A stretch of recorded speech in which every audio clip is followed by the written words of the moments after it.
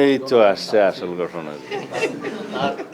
আমাদের মহামান্য রাষ্ট্রপতি পদত্যাগ করেছেন।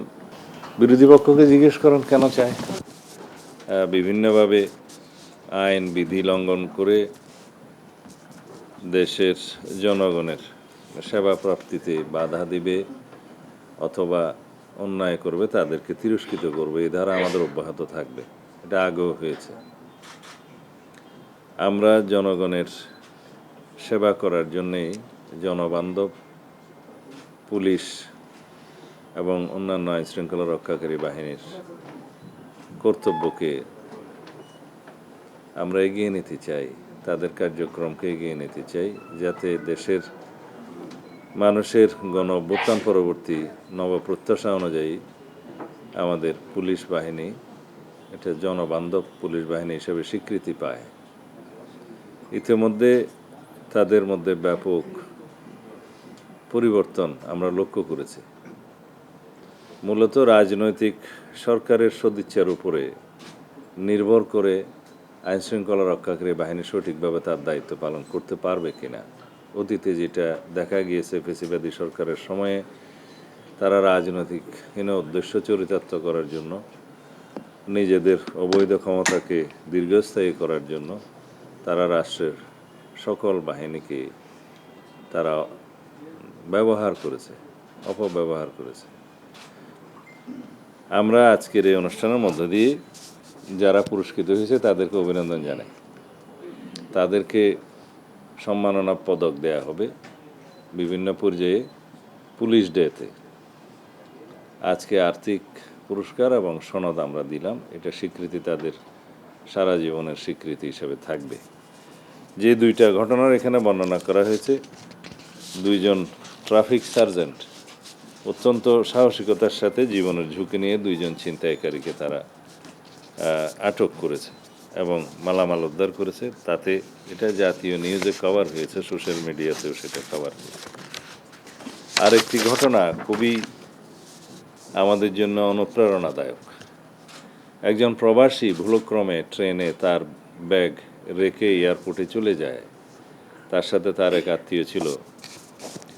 তখন এয়ারপোর্টে নেমে তারা যখন জানতে পারে তার পাসপোর্ট সহ টিকিট এবং অন্যান্য সকল কিছু সেই ব্যাগে রয়ে গিয়েছে এবং ট্রেনে করে এসছে, সেটা কীভাবে উদ্ধার করা যায়, তারা তাৎক্ষণিকভাবে 999-এ ফোন করলে এখানে কর্তব্যরত পুলিশ সদস্যগণ তাৎক্ষণিকভাবে সেটা রেলওয়ে পুলিশকে জানায় এবং রেলওয়ে পুলিশ অত্যন্ত দ্রুততার সাথে সেই রেলে বগিতে যেয়ে তার ব্যাগটা উদ্ধার করতে সক্ষম হয়। তারা চেক করে দেখে যে তার পাসপোর্ট সহ টিকিট এবং অন্যান্য যে সমস্ত কাগজপত্র সবই ওখানে রয়েছে।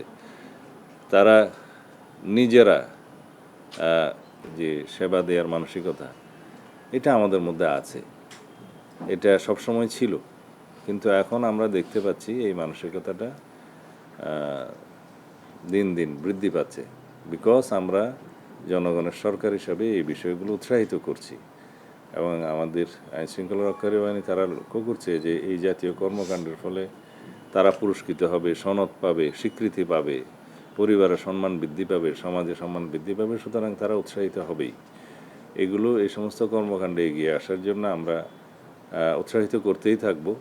আশা করি এই বিষয়গুলো আপনারা গণমাধ্যমে সুন্দরভাবে উপস্থাপন করবেন, যাতে আমাদের পুলিশ বাহিনী সহ অন্যান্য বাহিনীর সদস্যরা জনসভায় প্রবৃত্ত হয় স্বতঃস্ফূর্তভাবে, সাহসিকতার সাথে, আন্তরিকতার সাথে। না, এখানে আপনাদের ইনফরমেশনের জন্য জানাই, পুলিশ পদক প্রদানের যে তালিকাটা খুব তাড়াহুড়োর সাথে করা হয়েছিল। তা আমরা সেই তালিকাটা চেক করতে গিয়ে দেখি কিছু ত্রুটি ধরা পড়েছে, দুই এক ক্ষেত্রে হয়তো কিছু অনিয়মও ধরা পড়েছে। সেগুলো যাচাই বাছাই করে সেটা বিশুদ্ধ করে এখন দেওয়ার ব্যবস্থা হবে। এটা সম্ভবত আমার কাছে পেন্ডিং, আমি আজকে জানতে পারলাম, নাকি আমার কাছে পেন্ডিং আছে মন্ত্রণালয়। এটা খুব দ্রুততার সাথে সম্পন্ন করে আমরা পদক প্রদান করব। মাননীয় মন্ত্রী, আজকে ভালো কাজের জন্য পুরস্কার দিলেন পুলিশ সদস্যদের, এটা একটা ভালো উদ্যোগ। কিন্তু আমরা দেখতে পাচ্ছি সীমান্ত এলাকায় আইন শৃঙ্খলা বাহিনী এবং রাজনৈতিক ছত্রছায়ায় চোরাচালান অবাধে হচ্ছে, বিশেষ করে সিলেটে হচ্ছে। সিলেটে একজন সিলেট জেলা বিএনপি ক্রীড়া সম্পাদক স্ট্যালিন কানিয়ান, উনি আপনার সঙ্গে সুসম্পর্কের কথা বলে ওই এলাকায় প্রভাব বিস্তার করছে, এই বিষয়ে আপনার কাছে কোনো তথ্য আছে কিনা? বা আমার কাছে কোনো অভিযোগ এরকম নাই। অভিযোগ যদি থাকে সেটা আমরা খতিয়ে দেখব। বিষয়টা আপনি যেভাবে দেখছেন আমরা সেভাবে দেখছি না। কারণ সনাতন ধর্মাবলম্বীদের যে অনুষ্ঠান রথযাত্রা এবং উল্টো রথ দুইটিই যাতে খুব সুচারুরূপে সম্পন্ন হয়, কোনো রকমের কোনো বিশৃঙ্খলা না হয়, সেই জন্য আমরা সকল সংস্থা, আইন প্রয়োগকারী সংস্থার সঙ্গে আমরা সমন্বিতভাবে কাজ করেছি। সরকারের গোয়েন্দা সংস্থাগুলো সমন্বিতভাবে কাজ করেছি। কিন্তু এই এই যে ইলেকট্রনিক ডিভাইসটা ইমপ্রুভড, সেটা ঘটনাক্রমে বা কাকতালীয়ভাবে ওই দিন পাওয়া যায়, সেটার সাথে আপনি সম্পর্কিত করছেন সেটা।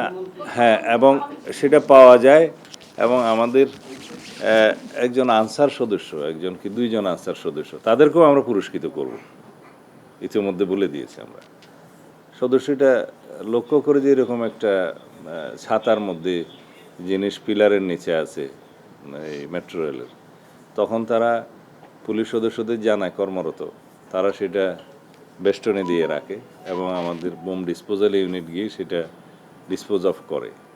এটা আমাদের সবসময় প্রস্তুতি থাকে, কিন্তু ঘটনাক্রমে এবং সময়টা ওই দিন হওয়াতে আপনি কাকতালীয়ভাবে মিলাচ্ছেন তার সাথে, এটার সাথে কোনো মিল আছে বলে আমি মনে করি না। এই তো আসছে আসল ঘটনা। তার 17 বছরের বা এর আগের অপরাধের বিচারের জন্য আরেকটি বিষয় অ্যাড করবো। এখানে আমরা দেখতে পেয়েছি এনসিপি নেতারা দীর্ঘদিন ধরে সাবেক রাষ্ট্রপতি গ্রেফতারের দাবিতে আন্দোলন করে আসছে। গত দুদিন ধরে তাদের যে সিনিয়র নেতারা রয়েছেন তারা জোরালোভাবে দাবি জানাচ্ছেন এবং তারা বিক্ষোভ মিছিল করছেন। এই বিষয়টি আসলে তাকে গ্রেফতার করা হবে কিনা, আছে কিনা? আমি অপেক্ষা করতেছি, আরো প্রশ্ন আছে কিনা একসাথে আইনের সুযোগ আছে।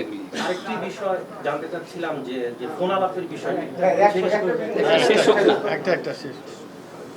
এরপরও আছে না সব একসাথে? তোমার নাই? রাষ্ট্রপতির বিষয়টা যদি একটু বলতেন। আচ্ছা, আমাদের মহামান্য রাষ্ট্রপতি পদত্যাগ করেছেন শারীরিক কারণে, তার পদত্যাগপত্রে বিস্তারিত উল্লেখ করেছেন। সেটার বিধান আছে সংবিধানে, তিনি পদত্যাগ করতে চাইলে করতে পারেন এবং সেটি মাননীয় স্পিকারের কাছে করার বিধান সাংবিধানিকভাবে সেখানে করেছেন, তিনি অ্যাকসেপ্ট করেছেন এবং এখন রাষ্ট্রপতির দায়িত্বভার অস্থায়ীভাবে মাননীয় স্পিকার গ্রহণ করেছেন। এগুলো সবই আইনি কথা। এখন যারা তার বিরুদ্ধে বক্তব্য দিচ্ছে তাদের সেটা অধিকার আছে।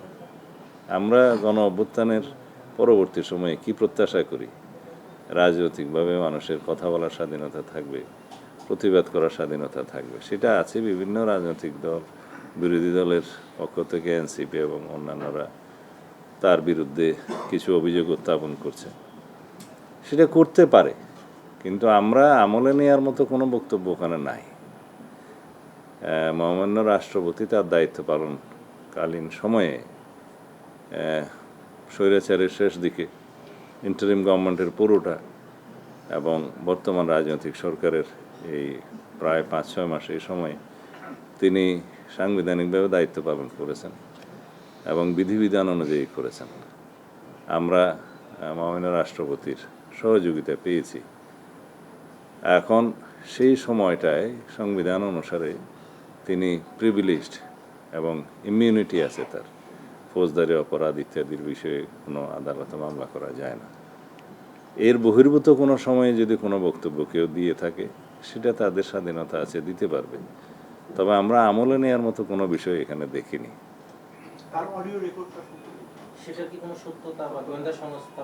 কোনটা? এটা আমরা পত্রিকায় দেখেছি।